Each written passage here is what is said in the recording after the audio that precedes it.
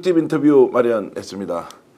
대선을 며칠 앞두고 있으니까 이제 최종 투표율과 득표율이 어떻게 되느냐, 압도적 승리로 반드시 국민이 원하는 국가를 재건해야 한다. 정말 리빌드라고 하지 않습니까? 다시 이렇게 세워야 한다는데 저나 우리 시청자 여러분 절대적으로 동의를 하고 있습니다. 그 일도 중요합니다. 그러나 지금 정권을 이제 잡고 새로운 정부가 구성이 됐을 때 과연 우리는 어떤 문제를 우선순위에 두고 하나하나 해결해 나갈지, 이것도 정말로 실험 없는 바로 결과를 만들어내야 하는 중차대한 시기에 우리가 놓여 있습니다. 단기 처방은 단기 처방대로, 중장기 과제는 과제대로 이제 소위 말하는 아젠다 세팅, 즉 어떤 문제를 어떻게 다루어 갈 것인지 이치와 원리를 만들어 가야 하는 매우 중요한 순간인데요.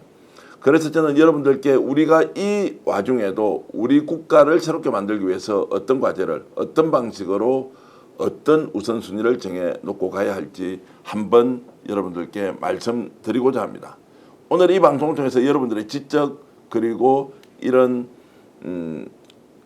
지적인 이런 바람들이 상당히 충족될 것이고요. 또 하나는 이 방송을 정치권에서 또는 새로운 청와대로 들어가야 할 여러 참모들이 함께 보면서 우리가 지금 현재 풀어야 할 일이 무엇인지 한번 제대로 돌아보면 좋겠습니다.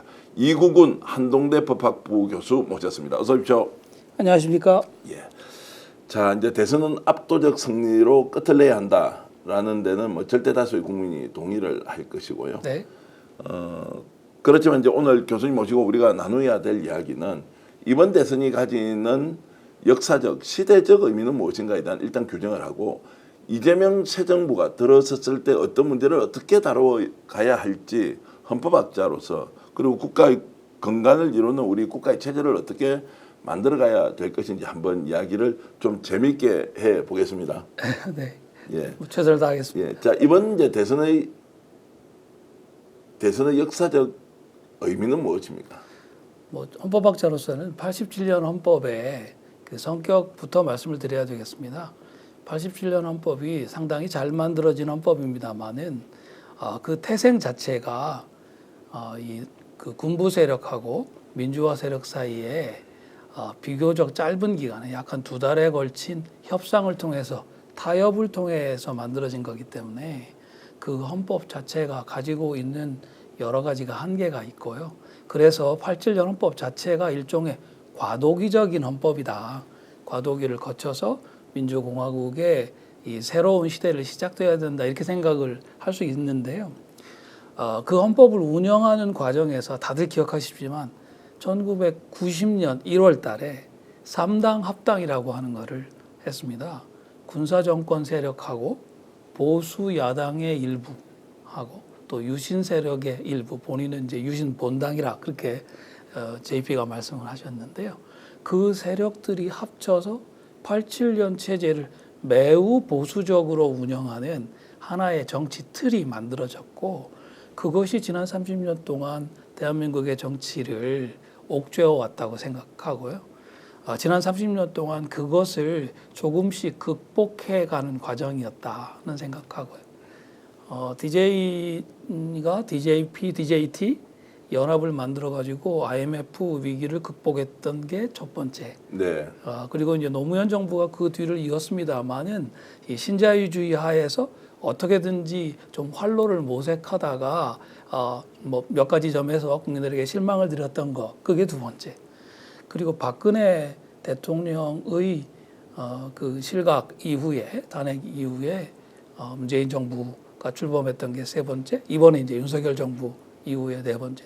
그런데 되게 좀 안타까운 거는 이 민주정부들이 대부분 제대로 준비를 하지 못한 상황에서 그 갑작스럽게 이 대통령 보궐선거를 통해 가지고 네. 집권을 하다 보니까 그 인수위도 제대로 만들지 못하고 이런저런 어떤 검증의 기간도 잘 갖지 못한 상태에서 갑자기 들어와야 됐던 상황들이 있어가지고 그 점에서는 좀 이번 새로 구성되는 민주정부가 이제 본 실력을 보여야 하는 상황이 네. 되었는데 정치적인 상황으로는 조금 불리한 측면이 없지 않다. 네. 이제 그런 생각을 먼저 말씀드립니다. 자, 불리한 측면이 쉽지 않다라고 하는 것은 지금 헌법 체계에서 지금 민주정부, 진보정부가 이렇게 뭔가 좀 주도적으로 끌고 가기에는 뭔가 좀 그 걸림돌이나 장애물이 있다 이런 의미로 해석이 됩니다. 조금 더 노골적으로 말씀드리면요.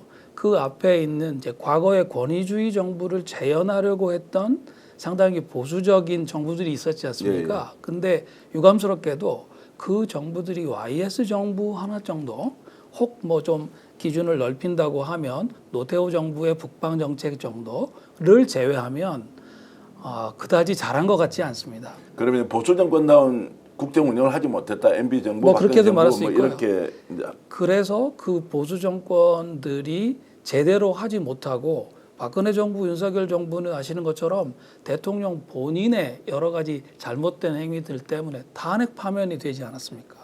그래서 좀 표현이 너무 강한지 모르겠습니다만 보수 정권이 저질러 놓은 잘못을 황급히 수습해야 할 책임부터 민주정부가 이제 맡게 되니까 네.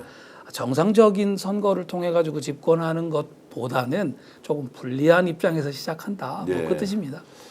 자 무슨 말씀인지 알겠고요. 뭐 어찌됐든 국민들은 이제 이재명 후보를 지지함으로써 당연히 그 안에는 이제 기대하는 바가 있을 테고 그 남아처럼 얽혀 있는 지금 여러 가지 국정 현안들을 이제 풀어나가야 하는데 일단은 단기적으로 경기 침체 문제 어떤 식으로든 좀 해결해야 되지 않습니까?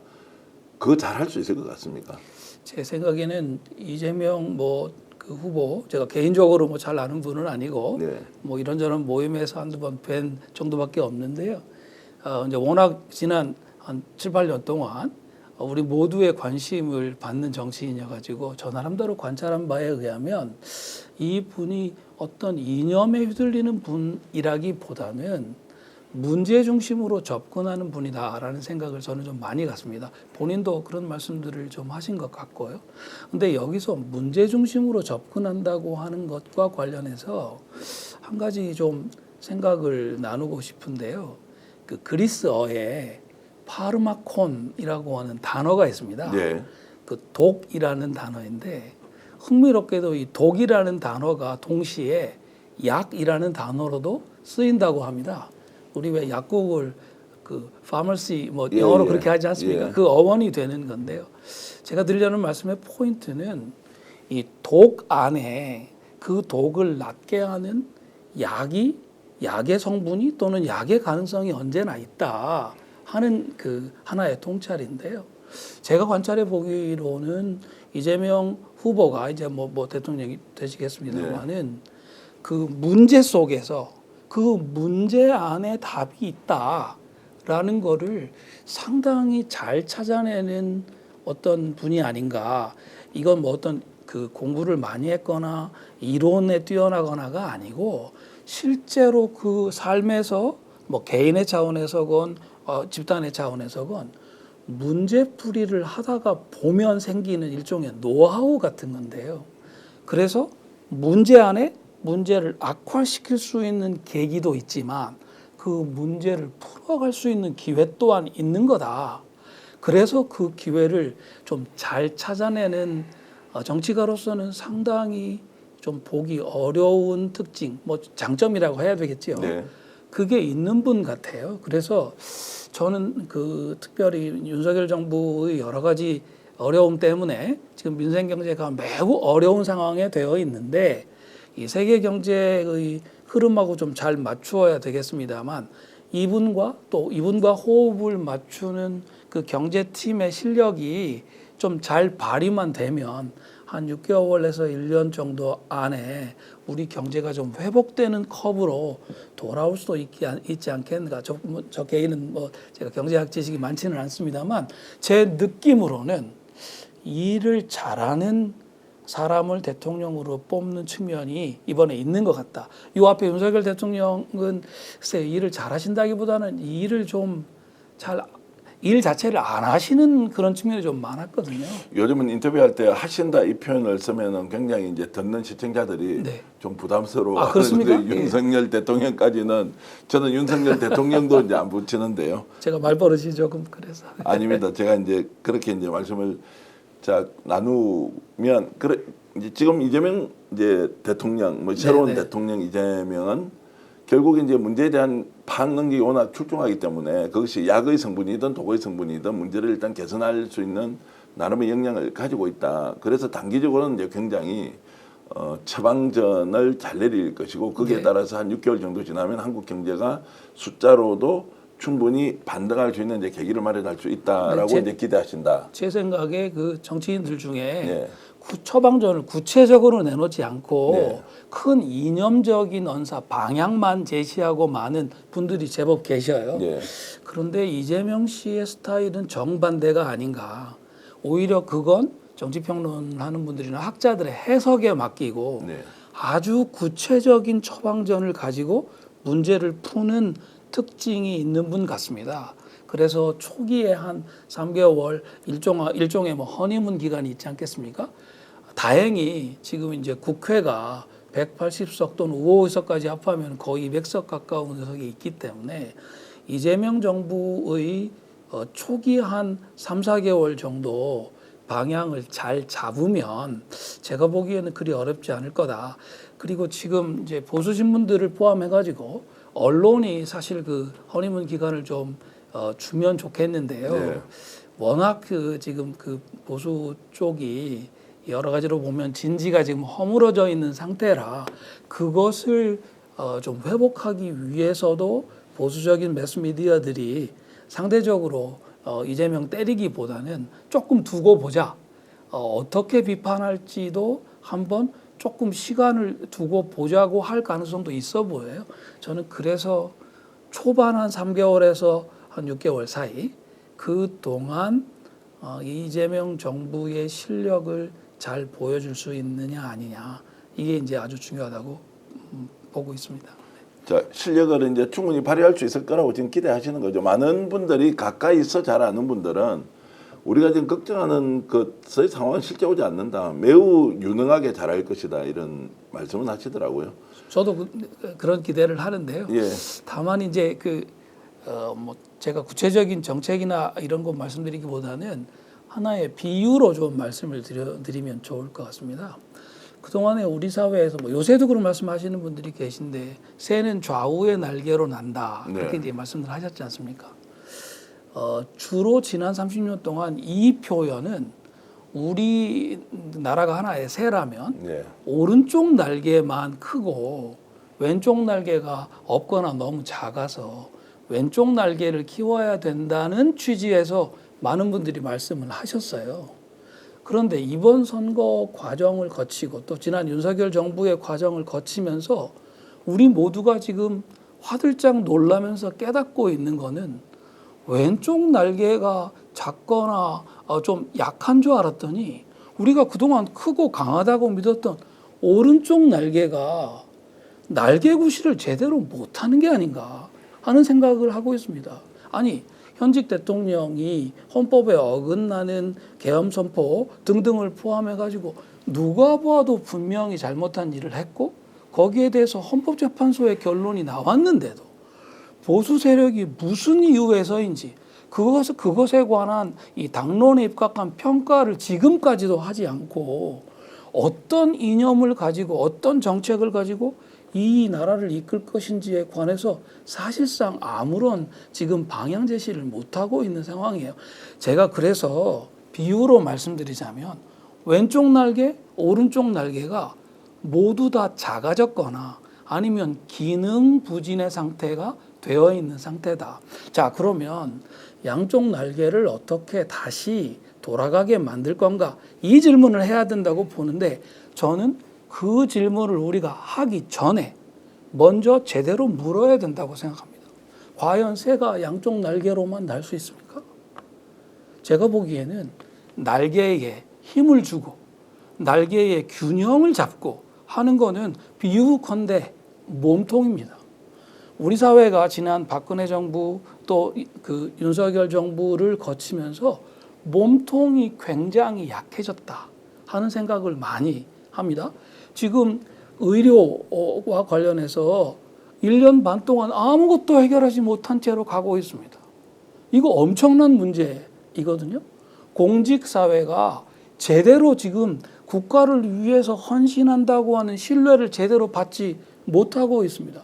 지난 그 내란 사태와 관련해서 우리 경찰 수뇌부, 우리 군 수뇌부, 뭐 일각의 말씀에 따라 가지고 우리 검찰의 수뇌부, 또 연달아서 대통령 권한대행을 했던 전직 기재부 또는 산자부 고위 관료 출신의 행정 관료들 모두가 그 내란을 적극적으로 막지 않고 거기에 상당 부분 그 협조한 것과 같은 상황인데, 나라를 구할 생각이 아니라 어떻게 해서든지 자기가 그 책임을 벗기 위해 가지고 공직을 활용한 것과 같은 상황이 벌어져 있습니다.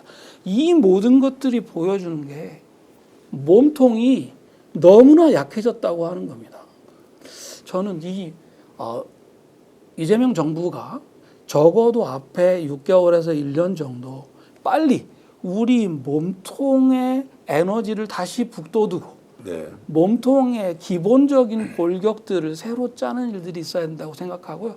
저는 그 출발점은 뭐니 해도 공직사회의 개혁이라고 생각합니다. 네. 공무원 집단이 공무원 한 번 되고 특별히 고위공무원을 거치면 그 경력 때문에 이런저런 기득권을 다 누릴 수 있다. 우리 판사들이나 검사들에 관해서 전관예우 얘기를 늘 하지 않습니까? 전관예우가 사법 쪽에만 있는 게 아니고 다른 고위공무원들에게도 많이 있다는 게 우리 모두 다 아는 상식이거든요. 그런 방식으로 계속 가게 해서는 안 됩니다. 그 기득권 놀이를 우리 국민들이 더 이상은 봐줄 수 없다. 네. 그게 지난 6개월 동안 여러 차례에 걸쳐 가지고 확인된 민심이에요. 그렇다고 하면 제가 보기에는 일단 공직사회를 헌법과 법률이 요구하는 국민 전체에 대한 참된 봉사자의 지위로 빨리 바꾸어내고 신상필벌을 제대로 하고 공무원도 떳떳하고 시민들도 공무원을 신뢰할 수 있는 그 체제를 빨리 바꾸는 거, 그 체제로 빨리 돌아가거나 회복시켜내는 거. 저는 여기에 이제 이 몸통을 살리는 출발점이 있다고 보고요. 자, 이 말씀은 이제 조금 정리하면 지금 좌우날개가 제대로 지금 기능을 못하고 있다.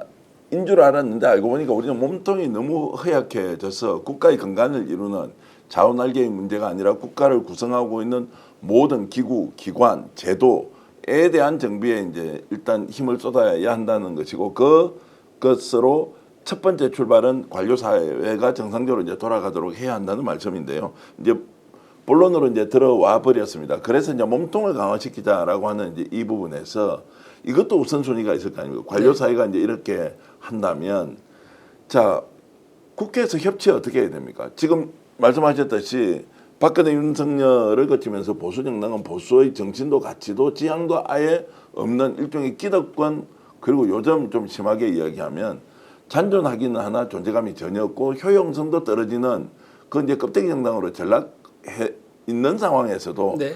그러면 국회에서 정치를 정상화를 어떻게 시킬 것이냐라는 문제가 이제 당장 나오지 않습니까? 그 문제는 어떻게 접근해야 됩니까? 저는 이제 대통령 선거가 끝나고 정부가 구성되고 나면 지금 보수 야당도 뭐 국힘당이죠. 대표를 새로 뽑고 하는 방식으로 정상화가 되어야 한다고 생각합니다. 그 과정이 한두 달 걸리고 생각보다 굉장히 시끄러울 거라고 보여요. 그때 새로운 정부, 그리고 이제 민주당이 여당이 된다면 여당이 아주 분명한 신호를 야당과 야당을 지지하는 국민들에게 보내야 합니다. 몸통을 강화하는 거, 공직사회, 관료사회를 중심으로 해서 무너진 것을 다시 쌓는 거, 검찰개혁, 사법개혁을 만약에 한다면 그것 역시 그 차원에서 하는 것이다 라고 하는 걸 보여주고, 나아가서는 경제를 살리고 또 한미동맹을 비롯한 지난 70여 년 동안 대한민국이라는 민주공화국이 올라서 있던 기본 틀을 건들지 않는다, 그건 바꾸지 않는다라고 하는 걸 분명히 보여줄 필요가 있다고 생각합니다. 그렇게 되면 사실 보수 야당으로 보아도 공직사회를 개혁하는 게 어떤 당파의 문제가 아니기 때문에 본인들이 다시 추슬러서 나중에 정권을 잡게 되면 그 되찾은 정권을 운영할 수 있는 기본 틀을 민주당이 갖추어 주겠다고 하는 것이기 때문에 저는 상당히 좀 일하기에 따라 가지고는, 물론 여기에는 이제 대통령 자신의 상당히 역할이 크다고 생각합니다. 지난번 그 윤석열 대통령은 헌법재판소 결정에도 마지막에 나왔는데요. 정치를 하지 않았어요. 야당하고 대화하고 관용과 제도적 자제를 통해서 신뢰를 서로 더 쌓고 국민을 위해서 뭔가를 하자고 하는, 맨날 노동개혁, 연금개혁, 교육개혁 하겠다고 말만 했지 그 모든 것을 당파적인 이유로 썼고 의료개혁도 당파적으로 활용하려다가 지금 이 사단이 난 것 아닙니까? 몸통을 다시 재건해서 튼튼하게 만드는 그 개혁은 민주당만을 위한 것도 아니고 또 나 개인을 위한 것도 아니다. 이건 국힘당하고 다 공유할 수 있는 거다라는 사인을 저는 상당히 뚜렷하게 줘야 할 필요가 있다고 생각하고요. 그 중에 사실 이제 길을 좀 찾아가기 쉬운 거는 과감한 지방분권입니다. 지금 중앙정부가 갖고 있는 권한이 너무 세기 때문에 이 권한을 어떻게 해서든지 서로 더 갖기 위해서 싸우는 큰 측면이 있거든요. 이 중에 상당 부분을 이 광역자치단체 정도에다가 좀 내려준다면, 아니 싸우더라도 그럼 광역 차원에서 또 알아서 싸우자. 중앙에서는 싸울 건 싸우겠지만 적어도 해야만 하는 부분은 반드시 협력하자라는 타협이 있을 수 있다고 생각하거든요. 뭐 제가 드리고 싶은 말씀을 그냥 앞질러 드리면, 그 초반에 1년 동안 아마 후보도 이미 공약을 한 걸로 하는데요. 네. 내년 그 지방선거 때에 그 헌법 개정을 한다면 네. 그 헌법 개정의 핵심은 정치적으로는 결국 두 가지입니다. 중앙의 권력을 얼마나 지방에 나누어 줄 거냐. 네. 그리고 그것을 기본 틀로 해가지고 대통령과 국회 또는 정당과 행정부가 갖고 있는 권한을 어떻게 재조정할 거냐 하는 건데, 이 재조정이 실제로 이루어지려고 하면 양자 간의 신뢰가 있어야 되거든요. 그 신뢰의 핵심은, 자, 오른쪽 날개, 왼쪽 날개를 이제 펴서 날아가기 전에, 다시 날기 전에 몸통을 강화하는 데는 머리를 맞대고 함께 뜻을 모으자. 네. 그래서 내년 지방선거 때 선거를 위해서는 서로 후보를 내가지고 싸우지만 헌법을 이렇게 개정합시다 하는 문제에 관해서는 여야가 가능하다면 만장일치 합의를 해서 여야가 합의한 개헌안을 국민들께서 좀 동의해 주십시오 라고 하는 방식으로 가는 거, 우리 대한민국의 지금까지의 정치로 보면 매우 어려운 건데요. 저는 이번 그 윤석열 사태를 거치면서 이런 꿈을 좀 꿔봐야 되지 않겠나 하는 생각이 듭니다. 한 가지만 더 말씀드리면, 제가 뭐 공직사회 개혁이라든지 몸통을 강화하는 거라든지 이런 비유로 말씀을 드려도 일반 시민들에게는 확 다가오지 않으실 수 있어요. 제가 보기에는 그 공직사회를 강화하고 몸통을 강화하는 것에 아주 구체적인 결과는 DJ께서 맨날 말씀하시던 건데, 서민을 돌보고 중산층을 강화하는 겁니다. 네. 지금 우리 젊은이들이 갖고 있는 불만 또는 기성세대에 대한 어떤 미움의 핵심은, 자기들은, 기성세대는 서민에서 커서 농민의 자식으로 커서 중산층이 돼가지고 강남에 다 아파트 하나씩 갖고 계시면서 본인들은 중산층의 자녀로 태어났는데 강남 아파트 값을 생각해 보면 이제는 서민으로 사는 수밖에 없다. 왜 이걸 바꿔주지 않는가 하는 거예요. 저는 그 앞서 말씀드린 여러 가지 몸통 강화가 우리 젊은이들에게 중산층으로 태어나서 적어도 중산층으로 성공할 수 있다, 보람 있게 살아갈 수 있다라고 하는 구체적인 어떤 희망을 보여주는 걸로 연결되어야 한다고 생각하고요. 뭐 그 이재명 그 후보의 독을 약으로도 함께 쓸 수 있는 그 실력을 있다고 우리가 진짜 믿을 수 있다면 뭐 그렇게 어렵지 않게 길을 찾을 거다 생각합니다. 자, 이제 조금씩 제가 속도감 있게 정리를 해보겠습니다. 일단은 정부가 출범을 하면 관료사회가 가지고 있는 원래 기능을 회복하도록 하는 것은 네. 이제 정부의 의지에 따라서 그냥 관료 조직이 움직일 테니까 이제 그것은 일단 첫 번째의 일이고, 두 번째는 정당의 신뢰 회복 문제는 자, 국힘이 저런 상태가 있다 하더라도 이것이 몸통 강화론이니까 상호 신뢰를 기반으로 자, 내년에 원래 이제 약속한 대로 뭐 그쪽도 약속을 했으니까 개헌을 하는데 이 개헌의 방향을 자, 지방분권 대폭 일단 하고, 두 번째는 자, 행정부와 국회의 기능을 어떻게 건강한 긴장 관계로 유지할 것이냐. 청와대와 그 당청이죠. 이제 이런 분의 국회와 또 청와대의 관계 또는 집권 여당과 청와대의 관계를 어떻게 건강하게 유지할 것이냐라고 하는 것은 보수 진보의 이해관계 문제가 아니다. 그럼요. 정상화의 과정으로 가자고 이제 일단 제안을 하고 설득해내는 것이 매우 중요하다. 네. 그 중에 한 가지만 제가 좀 제가 이미 여러 차례 글로는 썼는데요. 예. 좀 말씀을 드리면 저는 젊은 세대의 정치적 감각으로 생각해 보면 우리 국회의원 4년 임기가 너무 긴 것 같습니다. 예.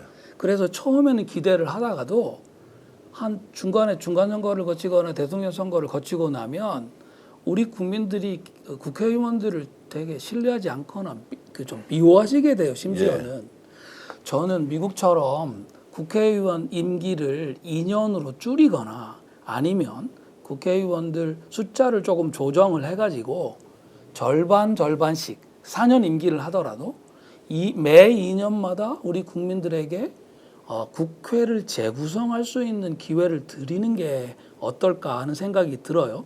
만약에 대통령 4년 중임제로 개헌을 한다면 네.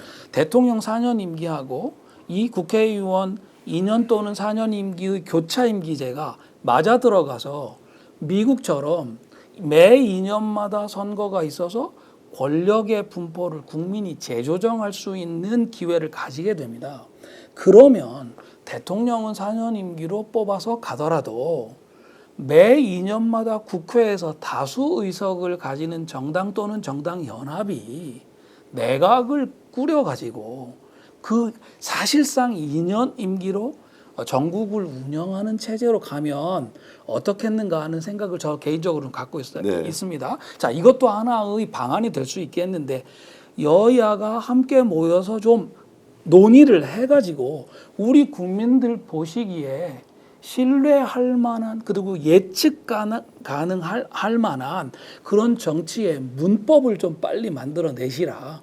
저는 그렇게 하면 그러니까 내년 2026년 지방선거에서 일단 한번 몸통을 회복하는 작업의 첫 번째 단계가 끝나고 개헌이 이루어진다고 하면 그 뒤에는 새로 만들어진 그 정치의 틀 속에서 2028년 국회의원 총선거를 향해 가지고 이제 국민들 앞에 제대로 호소하면서 뭔가 제대로 된 정당 체제를 지금과 같은 서로 막 헐뜯는 그런 과도한 그 양당 체제가 아니고 뭔가 국민들에게 신뢰를 드릴 수 있는 정당 체제로 결국을 가는 움직임이 있고 2028년 국회의원 총선거를 거치고 나면 아마도 이제 그 이후에 조금 안정된 정당 체제가 될 수 있지 않겠나 하는 생각을 좀 하고요. 이제 이 부분에서 이제 제가 좀 질문을 드려야 되겠는데요.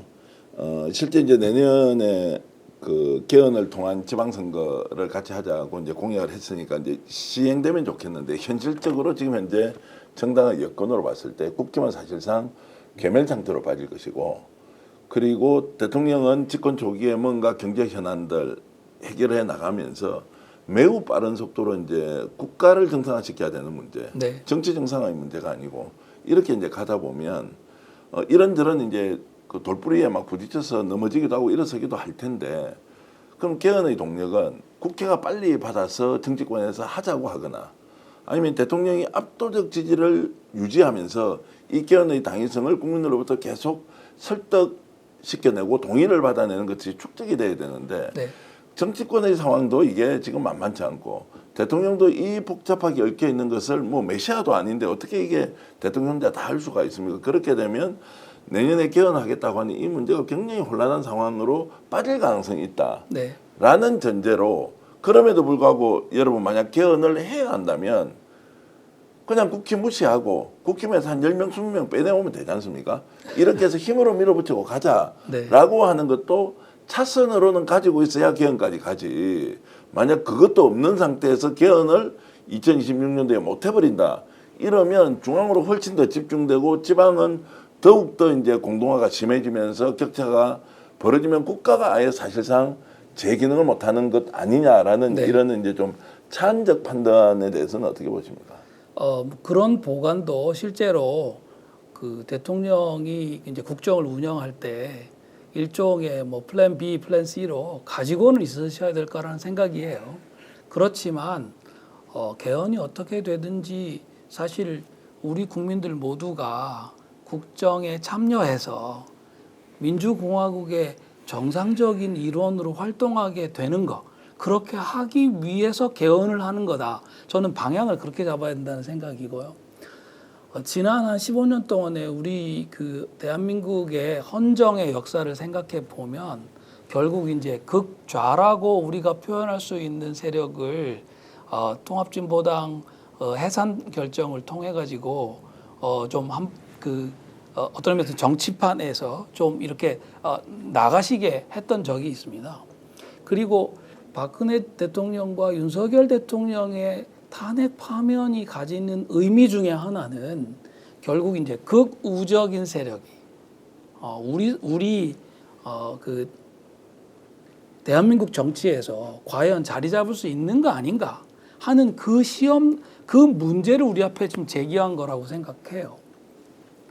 한쪽에서는 극우적인 세력, 극좌적인 세력을 다 몰아내고 그분들도 대한민국 국민인 건 맞지만 하여튼 몰아내고 현실적으로는 우리 헌정 체제에 동의하는 사람들 그 정치 세력들로만 헌정을 운영하자 이렇게 생각하실 수 있어요. 근데 그렇게 되더라도 국정을 운영하는 특별히 우리들의 대표, 대통령이나 국회의원들의 자세는 우리 국민들 중에 한 분도 빠짐없이 극좌에 있는 분들도 마음을 돌이켜서 새로운 체제에 참여하도록 하고 극우에 계신 분들도 마음을 돌이켜서 이제 부정선거 같은 주장을 가지고 정상적으로 진행되고 있는 선거를 미리 막 험담하고 저주하고 그렇게 하시지 말고 정상적으로 이 민주헌정 체제에 참여할 수 있는 길을 열어드리는 게 저는 방법이라고 생각해요.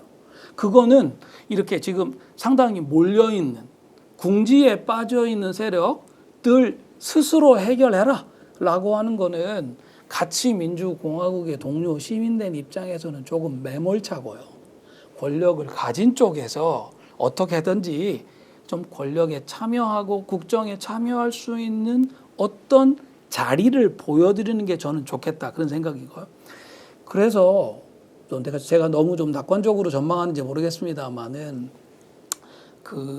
내년에 헌법 개정이 되고 어느 정도 우리 체력이 회복되고 이제 왼쪽 날개, 오른쪽 날개가 그래도 좀 기능한다라고 하면 그 이후에 2028년 국회의원 총선에 이를 때까지 이재명 정부가 대한민국이 앞으로 이 중간에 있는 몸통을 중심으로 하는 그런 어떤 세력들과 함께 왼쪽과 오른쪽에 어떤 정치 이념을 가진 분들이 함께 운영해 갔으면 좋겠다라고 하는 그 가능성들을 열어드리는 게 저는 필요하다 하는 생각입니다. 뭐 당위론적으로 100% 동의하고 그런데 지금 이제 내란에 여전히 동조하고 군사 쿠데타를 합리화시키는 세력 그리고 언급하셨듯이 선거 부정을 지금도 외치고 있고 대선 불복하겠다라고 하는 세력이 단순히 국힘 내부에 그냥 5% 10%가 아니라 30% 40%가 저런 세력들이 남아서 그걸 통해서 극우극단 세력을 결집시키고 거기에 자금이 들어와서 정치적 활동을 할 수 있는 일종의 스포터제를 만들어내는 이 악순환 구조 안에 있을 때 정말로 이제 어떻게 설득해 낼 것이냐 뭐 설득 당연히 노력을 하겠지만 이제 그것까지 감안해서 지금 가기에는 시간이 너무 없는 거 아니냐라는 생각이 들고 오히려 이제 자정을 통해서 정당 내에서 새로운 세력이 자 구태와 청산을 하고 구섭을 타파하고 새로운 정치 세력을 만들어서 제대로 된 보수 정당 만들겠다라고 하면 더없이 좋지만 그것이 이제 안 되는 상황도 우리가 준비해야 하는 거 아닌가라는 이제 질문을 드리는 겁니다. 그 제가 앞서서 독과 약이 네. 근원이 같다 이렇게 말씀드렸지 않습니까? 저는 우리 지금 현재의 스스로를 보수라고 주장을 하는데 국민들에게 신뢰를 점점 잃어가고 있는 그 세력의 정체는 지난 70여 년 동안 민주공화국이 성장해 오는 과정에서 국가를 중심으로 여러 가지의 기득권을 만들고 누려온 세력이라고 생각합니다. 그분들이 지금 이제 민주공화국의 정치가 정상화되는 와중에서 어떻게 해야 할지 방향을 가능성을 잡지 못하고 있기 때문에 본인들로서는 최선을 한다고 하는 것이 부정선거에 의탁한다든지 아니면 헌법재판소의 결정을 아예 그냥 무시하거나 부정한다든지 하는 일이라고 생각해요. 네. 제가 이재명 정부에게 좀 바라는 거는 그 보수 세력이 국가주의 기득권이라고 하는 원래의 그 본질을 좀 빨리 탈색을 하고 민주공화국 안에서 보수주의 정치 세력이 갈 수 있는 길을 그런 여지를 좀 열어드리면 어떨까 하는 생각입니다. 제가 말씀을 드렸으니까 그냥 내쳐 말씀드리면 예. 중간에 헌법을 중심으로 우리 그 국가의 기본적인 제도나 이런 것들을 중심으로 헌정을 운영하는 약 한 40% 정도의 정치 세력이 만약에 있을 수 있다면 저는 지금 지난번 선거에 이재명 후보가 얻었던 표 또 지난번에는 그 윤석열 후보를 뭐 이런저런 이유로 찍었지만 지금은 이제 이재명 후보에게 옮겨오고 있는 표 정도를 합해 보면 40% 정도의 어떤 우리 중심 세력은 이미 있다고 생각하거든요. 그걸 중도라고 부르면 됩니까? 아니면 튼튼한 중간 세력 뭐 이렇게 봐야 됩니까? 어쨌든 어떻게 불러도 되는데 저는 헌법학자라서 예. 헌정을 지키려는 세력이다. 예, 중심 세력이다. 네, 이제 그렇게 생각을 이념적으로 이제 크게 정해 놓지 않고 네. 어쨌든 상황에 따라서 이렇게 이제 요 분들이 예. 과거에 이제 박정희 장군의 군사 쿠데타와 그 경제 발전 과정에서 이 국가주의적 기득권 체제가 대행했던 실질적인 중추 세력의 역할을 네. 대신할 수 있다고 하는 걸 한번 한 6개월 정도만 되면 보여줄 수 있다고 생각합니다. 예, 예. 그러면 이 민주공화국 체제 하에서 보수 세력을 대체로 어떤 정치 이념이 감당해야 되는지는 거의 분명하다고 생각하거든요. 하나는 역시 시장 보수, 시장에 있어서의 자유, 창의 이런 것들을 무엇보다도 중요한 그 정치적 가치로 내세우는 그 자유주의적 시장주의자들의 보수 세력이 저는 있을 수 있다고 생각합니다. 예. 주로 뭐 기업 같은데. 그렇습니다. 예. 기업이거나 아니면 뭐 자영업자들도 예, 예. 저는 상당히 그쪽으로 갈 수가 있다고 예, 예. 보는데 저는 이쪽으로 가기 위해서는 결정적으로 대한민국이 지난 한 50여 년간의 경제 발전 과정에서 불가피하게 갖고 있었던 재벌이라고 하는 체제를 예. 어떻게 개혁할 것인가에 관한 주장을 그동안은 보수 세력은 재벌 체제를 가능하면 지키려고 하는 쪽에 서 있었는데요. 시장 보수는 재벌 이제는 우리 다 아는 창업자들은 이미 다 돌아가셨고요. 예. 이미 3세, 4세로 내려와서 가만히 두어도 재벌 체제를 재구성하지 않으면 안 되는 상황에 한국 자본주의가 이미 와 있거든요. 네.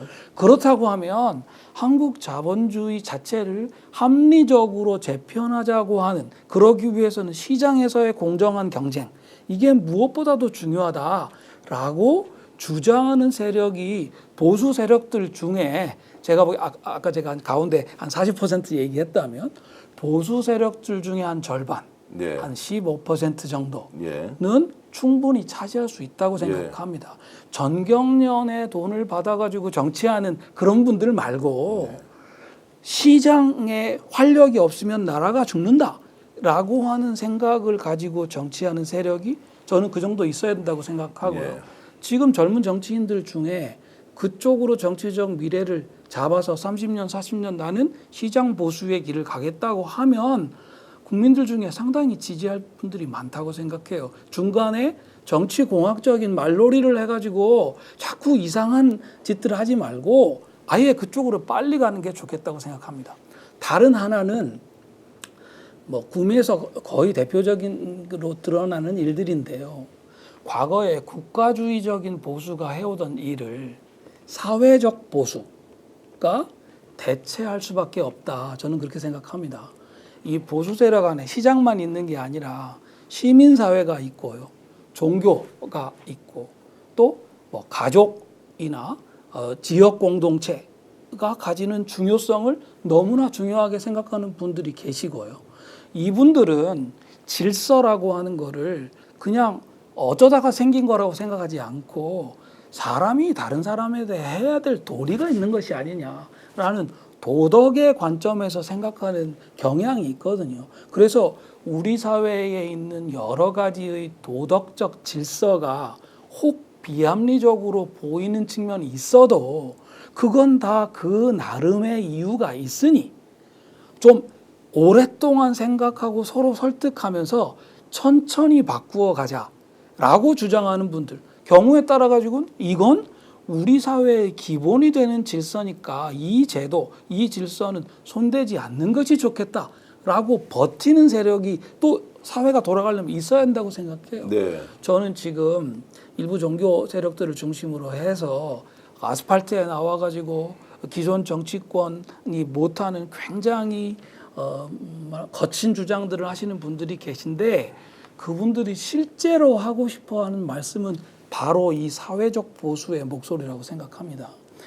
앞으로 보수 정치인의 길을 가려고 하는 분들 중에 젊은 분들 중에 나는 사회적 보수주의자가 되겠다라고 해서 정강 정책을 잘 만들고 구체적인 정책들을 개발하고 그러면 저는 여기도 시장 보수와 맞설 만한 약 한 15% 정도의 충분한 여력이 있다고 생각하고요. 지금 지역으로 보면 TK 지역이 자칫 잘못하면 정치적으로 소외가 될 가능성이 많아졌는데 네. TK 지역, 저도 뭐 TK 지역에 지금 살고 있습니다만 TK 지역의 여러 가지 문화적인 어떤 그 유산이랄까요? 그런 것들을 보면 사회적 보수 쪽으로 잘 변신을 하면 혹시 길이 있지 않겠는가 하는 생각도 저는 해봅니다. 자, 이제 이 말씀에서 저는 굉장히 가슴이 울리고 있는데요. 우리를 인구 구성으로 100 정도로 봤을 때 중간에 한 40 정도가 이제 중심 세력이라고 일단 칭하고 그러면 우쪽에 있는 재벌과 부정과 부패를 통해서 성장했던 기업을 공정과 경쟁이라는 이름으로 뭔가 정상적인 시장을 만들어가면서 굉장히 이제 경쟁 중심적으로 끌고 가는 시장주의자들의 한 15%가 자리를 잡고 또 그것에 우리가 전통과 보수라는 이름이 지금까지는 국가주의라는 이름으로 사실은 기득권과 결탁해가지고 오히려 그 전통적 보수의 가치는 다 없애고 기득권을 일종의 네트워크로 다 만들어서 자기들끼리 다 해먹는 이런 이제 보수를 좀 사회적 보수, 가치를 지키는 보수. 그래서 이제 교회는 교회대로 좀 역할을 하고 정말로 이제 그렇게 갈 필요성이 있는 이제 집단이 만들어지는 한 15% 구성을 하면 그러면 이제 이렇게 해서 자 보수 쪽이 15 중간에 한 40 정도가 있으면 진보의 30은 그러면 어떻게 구성하는 것이 우리의 국가 시스템 또는 토대로 봤을 때 바람직한지도 설명을 좀 해주시죠. 네, 진보 세력을 어떻게 우리 정치에 참여시킬 거냐를 두고 사실 지난 DJ 정부 이래로 오랜 일종의 실험이 있었다고 생각하는데요. 지금 민주당이나 진보 정당들의 구성을 볼 때 결국 민주당의 주류에 해당하는 분들 아까 제가 말씀드린 약간 40%의 지지를 가지고 헌정을 지키고 헌정을 운영하는 이 말씀은 좌우에 상당히 그 좀 대안이 있는 정치 세력과 어떤 경우에는 연합을 하기도 하고 어떤 경우에는 좀 갈등하기도 하는 그런 세력을 말씀드리는 겁니다. 민주당에 지금 그 주류가 되어 있는 분들은 아마도 그렇게 갈 가능성이 있다고 보고요. 진보 세력은 결국 역시 한 15 정도로 우리가 뭐 생각을 해본다면 역시 두 갈래로 분화되지 않을까 생각합니다. 하나는 우리 사회가 아직도 다행히 제 입장에서는 아주 다행히 이 제조업이 여전히 강한 나라거든요. 방위산업도 요새 굉장히 잘 되고 있고 선진국 중에 우리나라처럼 제조업 기반이 선진국이 되었는데도 여전히 강한 나라가 거의 없습니다. 이 제조업 기반과 잘 연결되는 건데요. 이 그 제조업 노동자들이나 그들의 노조 등등을 기축으로 해가지고 네. 서구 같으면 사회민주주의라고 부르는 우리 사회에서는 경제민주화 또는 복지국가로 빨리 나가야 된다. 지난번에 조국 교수가 정치를 선언하면서 사회권 공화국으로 가자 네. 그런 주장을 했어요.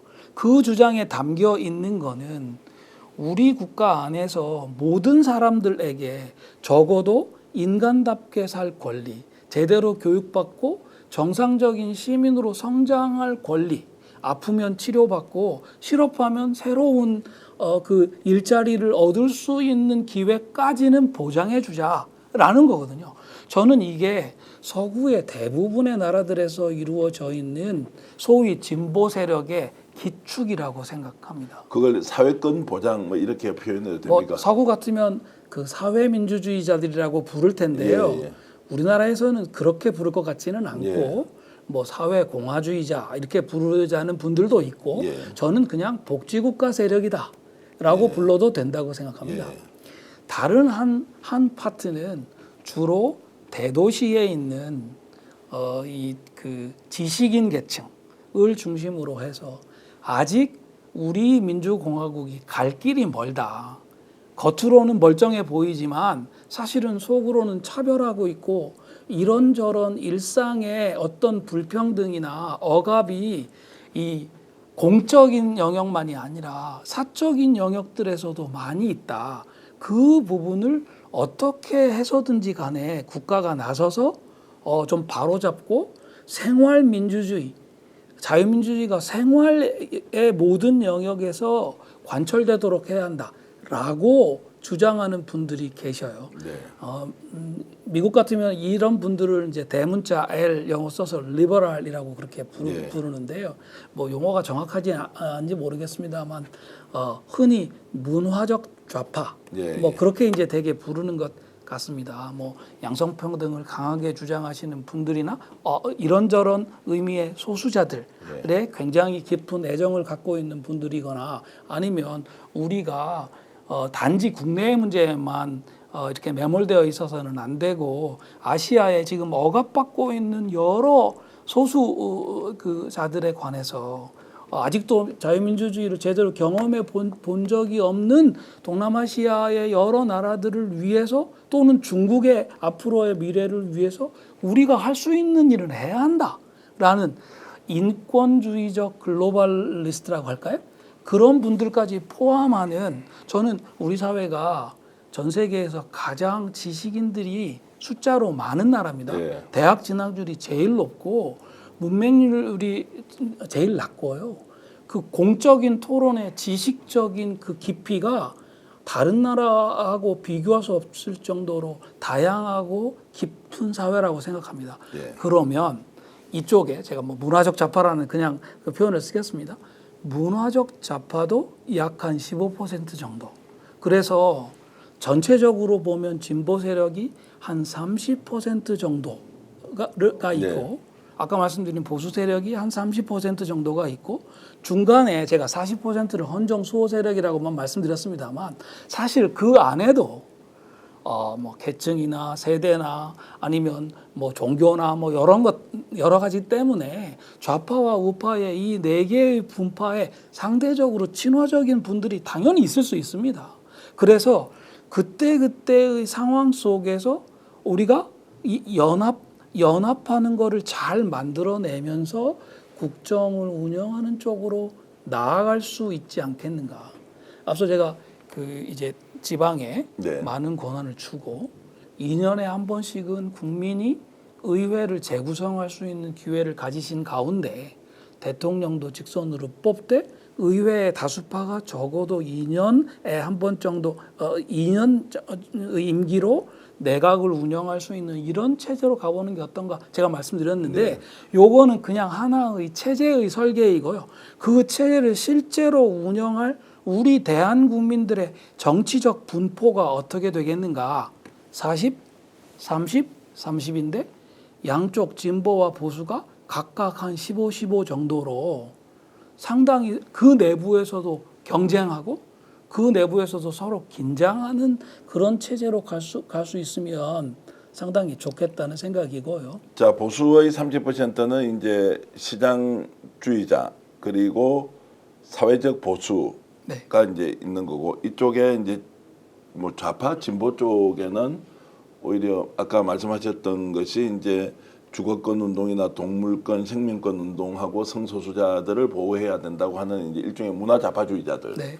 그리고 아까 말씀 또 하셨던 것이 사회적 공화주의자 또는 복지주의자 이제 이런 분들이 이제 국가의 책임과 의무를 훨씬 더 강화시키는 주장을 하는 쪽이 이제 30% 있다. 그리고 중간에 40%는 우리가 헌정수호 세력이라고 일단 칭하면서 이런 이제 그 구성을 하면 굉장히 이상적이겠다, 바람직하다 이제 이런 말씀인데 자 여기에서 질문이 하나 있습니다. 현재 민주당은 어느 쪽에 더 가깝습니까? 그러면 30, 40, 35로 나눠서 봤을 때는 저는 현재 민주당은 이념적으로 아직 분화가 잘 되지 않은 정당이라는 생각을 합니다. 이 말씀은 아까 제가 대한민국의 그동안의 보수 세력은 국가를 중심으로 만들어진 각종 기득권을 지키는 목적으로 만들어진 세력이라 그렇게 말씀드렸잖아요. 민주당은 전통적으로 그 기득권을 깨야 한다. 그 기득권을 그대로 둔 채로는 민주공화국을 만들 수 없다라고 하는 일종의 그 우리 기득권 보수 세력에 대한 개혁을 주장하는 여러 세력들의 집합으로 존재했다고 생각하고요. 바로 그 이유 때문에 어떤 때는 그 기득권 보수 세력들 중에 일부가 스스로 보아도 개혁하지 않으면 이 기득권도 지키기 어렵다 했을 경우에는 이탈을 해서 이쪽으로 DJT 연대가 저는 그 아주 대표적인 모습이었다고 생각하거든요. 그런 일들이 있었다고 생각해요. 일단 윤석열 대통령의 탄핵 파면 이후에 지금 이 헌정의 위기 국면을 잘 극복하고 한 1년여 정도 우리 그 민주공화국의 에너지, 몸통의 에너지를 제대로 회복하고 국민들에게 신뢰를 회복한 다음에 가능하다면 헌법 개정까지를 여야가 합의를 해서 틀거리를 갖추고 나서는 그 이후에 2028년 국회의원 총선거를 향해서 모두가 달려가지 않겠습니까? 그때 민주당 이름으로 그렇게 하든지 아니면은 양쪽에 다른 정치 세력들이 등장할 수 있는 기회를 사실상 좀 제공하는 방식으로 하든지 뭐 정치라고 하는 게 상당히 그